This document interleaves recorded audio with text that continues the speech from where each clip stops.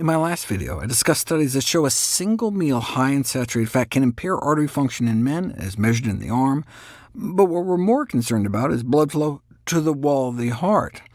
Researchers randomized men to eat either a high-fat meal that was more than 60% fat, half of it saturated, with more than an egg's worth of cholesterol, or a low-fat meal that was mostly carbs with less than 10% fat and 50 times less cholesterol.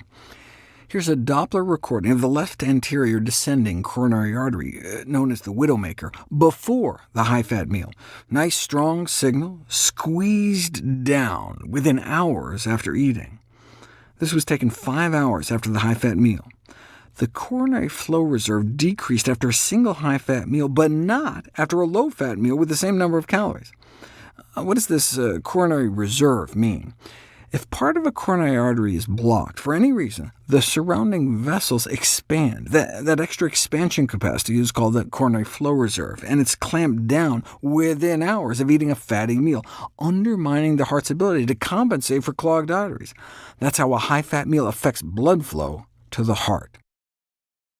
In extreme cases, you can even witness it in the back of someone's eye. This is the before. See the sluggish, milky-colored vessels? And then after a low-fat diet and drugs to help clear the fat out of the bloodstream. Can you see the difference?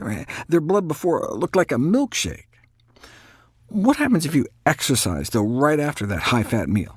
After the meal inflammation following the prolonged elevation of fat in the blood that occurs when you eat high-fat meals provides a likely explanation for increased cardiovascular disease, but substantial evidence has shown that acute exercise is an effective modality for clearing out some of that fat after a meal. However, the benefits of acute exercise for postprandial lipemia, for after-the-meal fatty blood, appear to be relatively short-lived. Going a few days without exercise may completely negate any benefit, no matter how fit you are. The time window appears to be between 18 hours before the meal up to around 90 minutes after the meal. And how much exercise do we need? About an hour of moderate-intensity exercise should do it. In this study, though, it only took 20 minutes of stair climbing, broken up into 5 minutes every hour for 4 hours, after a McDonald's breakfast of hash browns, eggs, pancakes, muffin, sausage, and a milkshake. Following such a meal, artery function significantly decreased when the subjects just sat around after eating, but not when they did the hourly stair-climbing exercises.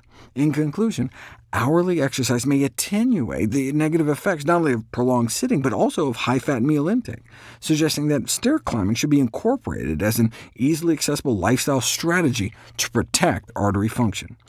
Of course, it goes without saying that the other way you can protect artery function is not to eat breakfast at McDonald's in the first place. Such a meal would also have more than 2,000 milligrams of sodium, more than the 1,500 the American Heart Association recommends you stay under for the entire day.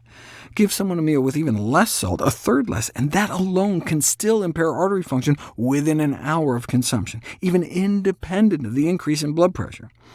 When it comes to blood pressure, some people are salt-sensitive, meaning they suffer a large bump in blood pressure when they eat salt, but others are said to be salt-resistant. Their blood pressure doesn't really depend much on their salt intake. So for these people, is salt okay? No. High dietary sodium intake reduces artery function regardless of whether your blood pressure is salt-sensitive or salt-resistant. Your artery function is impaired either way, going from a low-salt diet to a high-salt diet. See, there's an influence of dietary salt beyond blood pressure. In spite of the seemingly unanimous consensus, some researchers, too often funded by the salt industry, claim that it's actually not good to cut down on salt. But the evidence is against these dissenters. Like the saturated fat, meat, dairy, and junk, the science indicates that sodium, not sodium reduction, is the real villain.